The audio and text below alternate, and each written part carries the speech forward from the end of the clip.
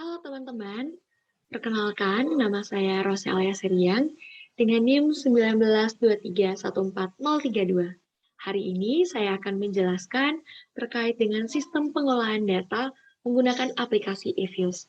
Sebelumnya saya akan menampilkan data-data yang akan saya pakai dalam proses pengolahan kali ini. Nah, datanya sudah tampil. Untuk data kali ini saya ingin menguji coba terkait dengan pengaruh tingkat kematian, mobilitas, serta indeks pembangunan manusia terhadap tingkat kemiskinan di Indonesia selama masa pandemi. Jadi, dapat diketahui bahwa variabel X, yaitu adalah tingkat kematian, mobilitas, dan indeks pembangunan manusia atau IPM, sedangkan variabel Y-nya sendiri, yaitu adalah tingkat kemiskinan yang ada di Indonesia selama masa pandemi.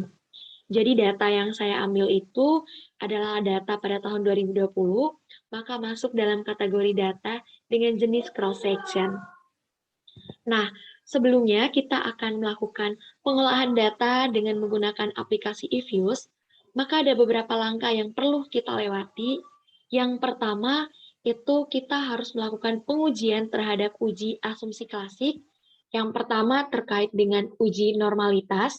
Yang kedua, terkait dengan pengujian heterokedasmisitas. Yang berikut terkait dengan pengujian autokorelasi. Yang berikut terkait dengan linearitas. Dan yang terakhir adalah multikoreanialitas. Nah, mungkin sebelumnya saya akan menampilkan aplikasi eViews yang akan kita pakai pada hari ini. Jadi kurang lebih ini adalah tampilan dari aplikasi eViews. Kita langsung saja klik di Create New. Nah, karena kita menggunakan data cross-section, maka ini kita pindahkan jadi unstructured dengan jumlah data yang akan kita olah hari ini berjumlah 34. Nah, maka muncullah ini, kemudian kita langsung klik ke Quick, kita masuk ke empty group supaya data-datanya bisa kita kopikan atau masukkan di sini.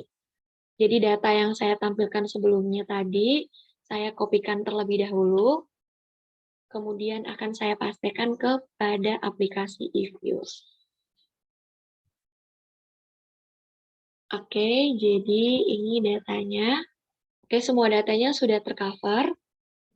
Mungkin terlebih dahulu kita rename dulu. Ini kematian, kita rename jadi X1, kemudian, kemudian mobilitas kita rename jadi X2,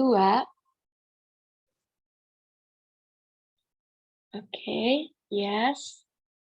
Kemudian IPM kita rename jadi X3. Yes, kemudian kemiskinan kita rename jadi Y.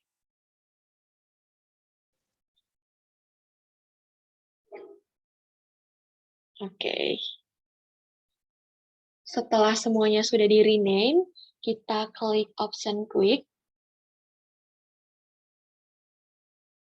Kita klik option quick, kita masukkan estimation quotient, supaya kita menyesuaikan dengan model fungsi dari ekonometrika. Karena di sini tadi adalah ada Y, kemudian kita ketikkan dulu Y, kemudian C itu konstan, kemudian ada X1, ada X2, dan ada X3. Kemudian kita menggunakan metode, yaitu metode least square dengan jumlah data 34. Nah, kemudian muncullah data-data ini. Mungkin sebelumnya kita, seperti yang saya sebutkan tadi, kita harus melakukan uji asumsi klasik terlebih dahulu. Uji asumsi klasik yang pertama akan kita lakukan, yaitu uji normalitas. Nah, kita klik residual diagnostic, kemudian kita pilih histogram dan normality test. Oke, di sini hasilnya sudah muncul. Nilai probabilitasnya sebesar 0,00290. Nah, hal ini mengindikasikan bahwa probabilitasnya itu lebih kecil dari 0,05, sehingga data ini tidak normal atau tidak lolos terhadap uji normalitas. Nah, ketika hal ini terjadi, ada beberapa langkah yang perlu kita lakukan supaya datanya itu kembali normal, yaitu kita bisa menambahkan sampelnya supaya datanya nanti dengan hasilnya menjadi normal, atau kita kurangi variabel yang kita pakai.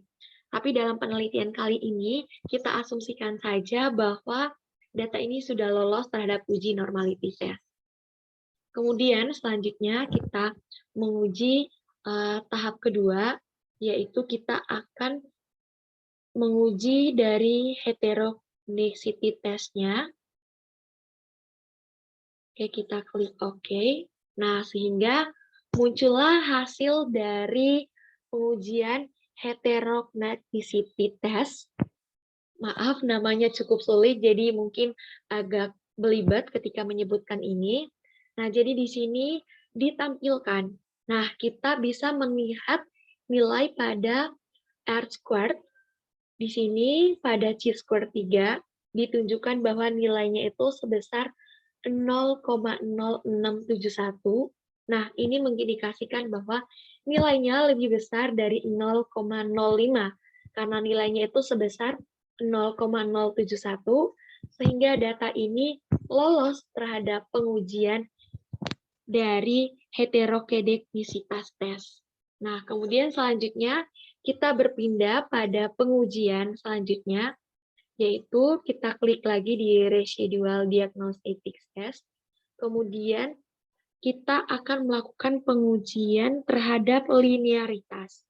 Kita klik Serial Correlation LM Test. Oke, muncul data demikian, kemudian kita klik OK. Nah, muncullah data dari linearitas. Nah, di sini sama seperti yang tadi, itu kita lihat nilai observation R-squared-nya itu sebesar 0,0560. Nah, jadi di sini juga datanya lebih besar dari 0,05. Jadi data ini lolos terhadap pengujian linearitas tes. Selanjutnya kita berpindah pada tahap uji selanjutnya, yaitu kita akan mencoba melakukan pengujian pada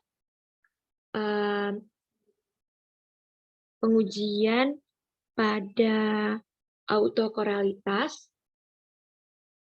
Oke, kita lihat dulu dia di stability diagnostik. Kita klik Ramsey test. Kita klik OK. Nah, di sini kita hanya melihat nilai dari F-statistic probability. Nah, ini yang 0,0059. Jadi berdasarkan hasilnya ini kita bisa lihat nilainya sebesar 0,0059, artinya itu lebih kecil dari 0,05. Nah, dengan demikian dapat kita simpulkan bahwa data ini tidak lolos terhadap pengujian dari maksud saya autokorelasi. Seperti yang saya jelaskan sebelumnya, hal ini dapat kita sempurnakan dengan mengatasinya dengan menambahkan sampel atau mengurangi variabel yang kita teliti. Kemudian tahap selanjutnya kita mencoba uji asumsi klasik yang terakhir, yaitu multikoreanialitas.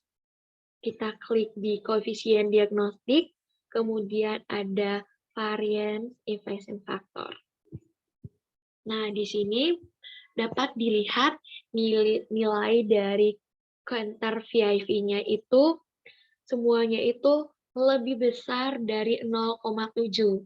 Dengan demikian, nilai ini lolos terhadap uji multikoreanialitas. Oke, teman-teman. Setelah semua uji asumsi klasik sudah kita lakukan, maka kita kembali ke tahap awal tadi, yaitu kita klik quick dulu, kita estimation equation. yaitu ada Y, C, X1, X2, X3, kemudian oke. Nah, muncullah ini adalah hasil dari regresi. Di sini ada konstan, ada variabel X1, variabel X2, dan variabel X3 dengan nilai probabilitasnya masing-masing. Nah, di sini ditunjukkan bahwa X1 tadi adalah tingkat kematian, nilainya sebesar 0,4081 atau 40,81. Hal ini mengindikasikan bahwa nilainya itu lebih besar dari 0,05, dalam artian X1 tidak berpengaruh signifikan terhadap variabel Y atau tingkat kematian. Dengan demikian dapat kita ketahui bahwa tingkat kematian tidak berpengaruh signifikan terhadap peningkatan kemiskinan yang ada di Indonesia. Kemudian X2-nya tadi adalah mobilitas dengan nilai 0,0492. Dengan demikian, nilai ini lebih kecil dari 0,05, sehingga mobilitas berpengaruh signifikan terhadap tingkat kemiskinan yang ada di Indonesia. Kemudian X3-nya itu adalah IPM, atau Indeks Pembangunan Manusia, dengan nilai 0,4224 atau 42,24. Hal ini mengindikasikan bahwa variabel X3 tidak berpengaruh signifikan terhadap variabel Y, atau IPM tidak berpengaruh signifikan terhadap tingkat kemiskinan yang ada di Indonesia. Kemudian kita mencoba melihat hubungannya apakah berpengaruh positif atau negatif. Di sini diketahui bahwa variabel X1 dia berpengaruh positif, variabel X2 dia berpengaruh negatif, dan variabel X3 itu berpengaruh negatif. Kemudian selanjutnya kita akan mengetahui terkait dengan nilai koefisien dari setiap variabel yang sudah ada. Jadi teman-teman sekalian, kita bisa melihat di sini ada nilai adjusted R-squared, kemudian ada nilai dari probabilitas F statistik. Nah, di sini teman-teman sekalian bisa melihat bahwa nilai dari probabilitas F statistik, nilainya itu sebesar 0,083, dalam artian nilainya itu lebih besar dari 0,05. Dengan demikian dapat dipahami bahwa secara serempak atau bersamaan, semua variabel independen tidak berpengaruh terhadap variabel dependen. Atau secara serempak atau bersamaan, variabel independen yaitu tingkat kematian, kemudian mobilitas, dan IPM tidak berpengaruh terhadap tingkat kemiskinan yang ada di Indonesia. Kemudian kita melihat nilai dari adjusted R-squared, di mana nilainya itu sebesar 0,124143 atau dibulatkan jadi 0,12. Hal ini berarti sebesar 12% variasi perubahan dependennya bisa dijelaskan oleh variabel independen, sedangkan 82-nya atau sisanya itu sekitar 82% dijelaskan oleh variabel lain di luar model yang sudah dijelaskan. Jadi di sini adjusted R-squared-nya itu sebesar 12%. Nah, dengan demikian artinya bahwa sekitar 12% variasi perubahan variabel tingkat kemiskinan bisa dijelaskan oleh variabel mobilitas, variabel IPM, dan variabel kematian, sedangkan sisanya sebesar 82 dijelaskan oleh variabel lain di luar model. Jadi, demikian teman-teman penjelasan dari metode regresi dengan menggunakan aplikasi Evius yang dapat saya bagikan. Semoga apa yang saya jelaskan hari ini dapat berguna untuk pengetahuan kita ke depannya.